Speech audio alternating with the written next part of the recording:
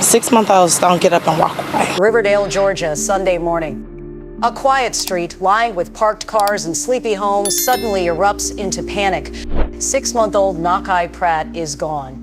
No one saw a car speed off, no one heard a cry, but within minutes, the word missing becomes abducted. And for one Georgia family, time stops. It's the kind of nightmare every parent fears, the moment when the world around you keeps moving, but yours doesn't. Neighbors rush out, police flood the scene, the air fills with sirens, radios, and prayers. And somewhere out there, a baby, barely half a year old, has vanished without a trace. Officials call it a developing emergency. The community calls it unthinkable. And as the minutes tick by, questions multiply faster than answers. Who took him? How did they disappear in daylight? And why does the father's name suddenly enter the investigation? Before we dive deeper, I need you to do one thing. Stop scrolling, share this story. Every pair of eyes could make a difference right now. Because somewhere, a mother is crying for her child, and maybe, just maybe, your share, your comment, or your voice could be what helps bring baby Nnakai Pratt home. Within hours of that first 911 call, the Clayton County Police Department and the Georgia Bureau of Investigation sounded the alarm. An emergency alert flashed across phones. Missing child 6-month-old Nnakai Pratt, last seen on Valley Hill Road, Riverdale, Georgia. But the alert raised more questions than it answered. There was no suspect description, no vehicle listed, just a name and a baby's face staring back at millions of screens. For residents, it was chaos and disbelief. Officers moved door to door, neighbors stood on porches whispering updates, and local reporters scrambled to confirm details. By noon, #Bring Nnakai Home had begun spreading across social media, strangers begging anyone nearby to check doorbell cameras, to share the alert, to do something. It was a Sunday morning that turned into a statewide search. Helicopters circled overhead. Volunteers gathered near intersections with flyers, and yet there was still no trace of Nnakai. Authorities stayed cautious, releasing only what they could verify. One statement from police read, "Our priority is the safe return of baby Nnakai. We ask the public to stay alert and contact us with any credible information." But to a desperate community, credible wasn't enough. People wanted movement, clarity, hope. Because behind the official updates was a mother still waiting, still asking the same question the rest of us can shake. How does a 6-month-old baby disappear in daylight and no one sees a thing? To understand what happened that morning, we first need to understand the people at the center of it, the Pratt family. 6-month-old Nnakai Pratt was described as a joyful baby, small, healthy, and always smiling. Family friends told reporters he loved being held, loved the sound of music, and would light up when his mother walked into the room. The family lived in the Riverdale area of Clayton County, a modest community just south of Atlanta, where most people know each other by name.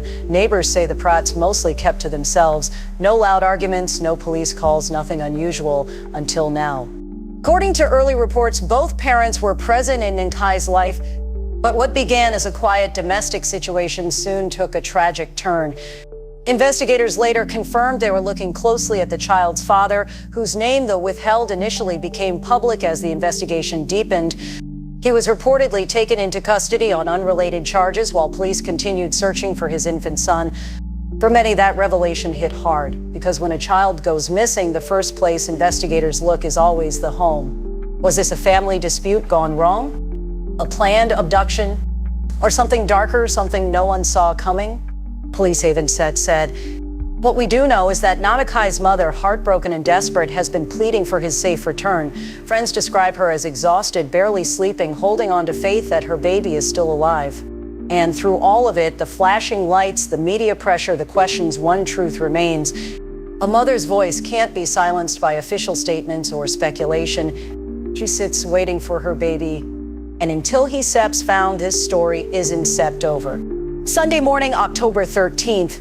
Clayton County Police say the call came in just after 8:30 a.m., a baby missing from a residence on Valley Hill Road. The report was brief, the voice on the other end shaken but clear. "My baby is gone." Officers arrived within minutes. The neighborhood was quiet, too quiet. No forced entry, no signs of a struggle. Just an open space where baby items sat undisturbed in an empty crib. Neighbors told police they hadn't seen anything unusual. No strange cars, no yelling. Some didn't even realize anything was wrong until the patrol cars began lining the street. By late morning, investigators were combing through every detail. When was the baby last seen? Who was home at the time? Were there visitors or deliveries that morning? Search teams expanded outward from the house, yards, dumpsters, wooded areas nearby. Officers even checked storm drains and sheds. Nothing. That's when detectives shifted focus inward to the family.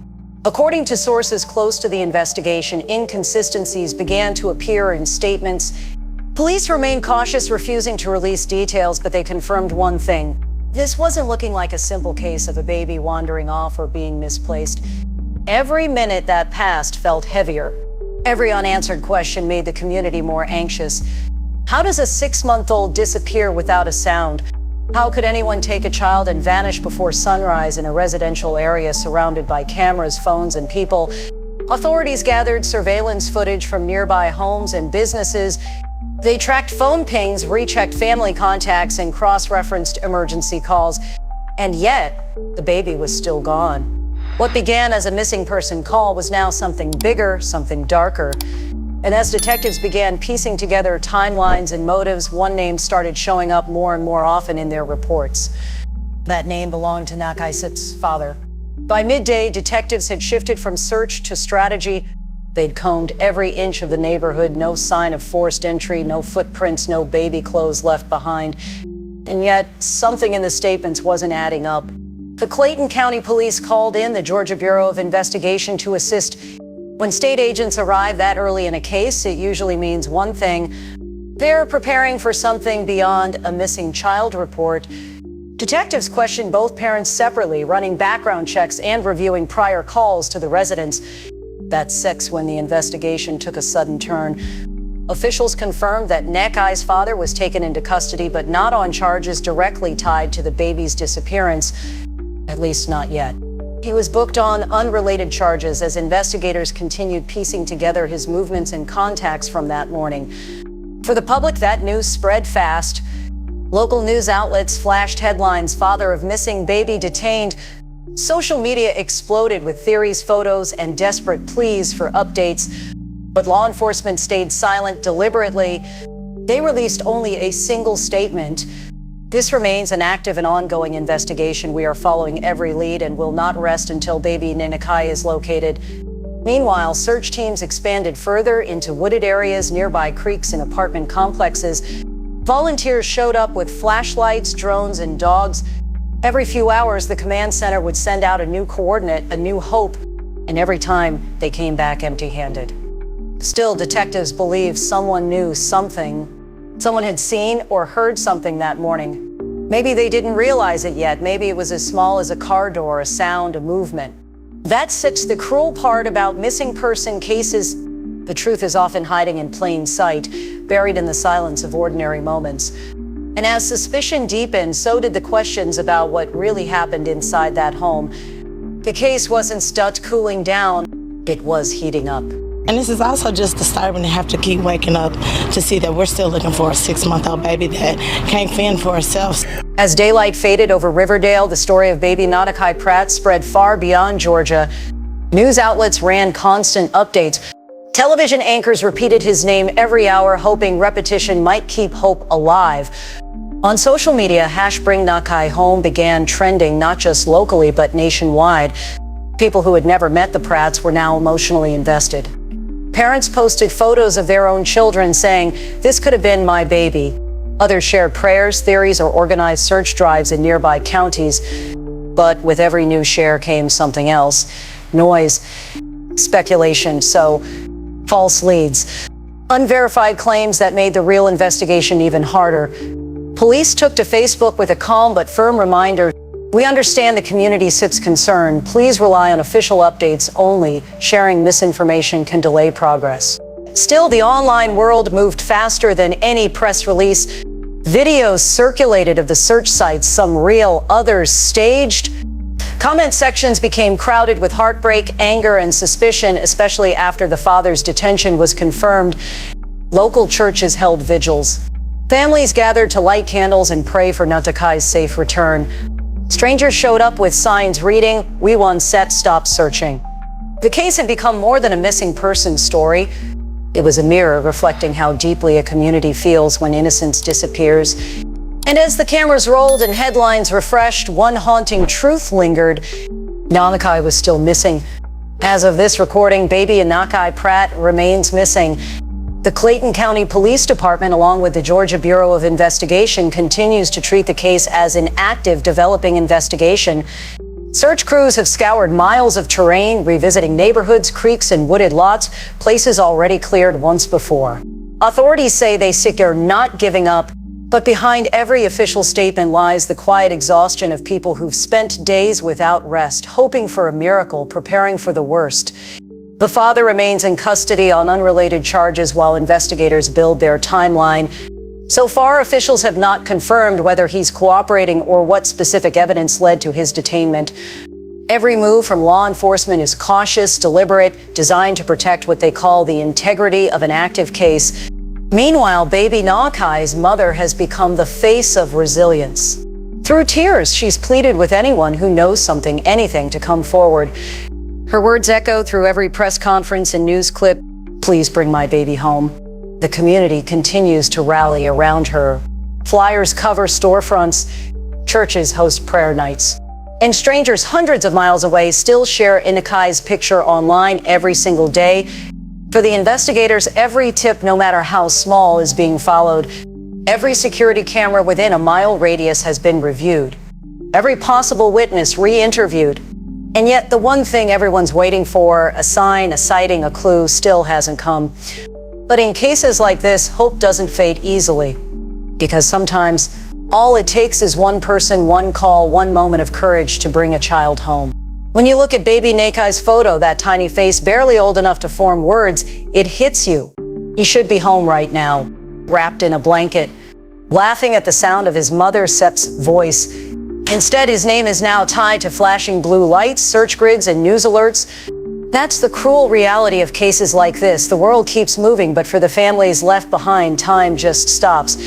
We scroll past these stories every day, missing posters, Amber Alerts, desperate parents on the news, and most of us whisper, "That Sep's so sad." But then we move on. Someone else's tragedy becomes yesterday's headline, and that's why this story matters. Because this time we can just move on. Every share, every comment, every moment this child's name stays alive online, it matters. It keeps the pressure on. It keeps the search active. It reminds the world that this isn't just another statistic. It's a life, a baby who deserves to be found. If you're a parent, you know that fear, the instinct to protect, to never let go. If you're not, you still understand what it means to care, to want justice, to want closure. And for now, that's what we can give: our voices, our reach, and our refusal to forget. Because somewhere out there, baby Nnakai still needs to come home. Before this video ends, I want you to pause and remember what this is really about: a 6-month-old child, a mother waiting by her phone, and a community refusing to give up.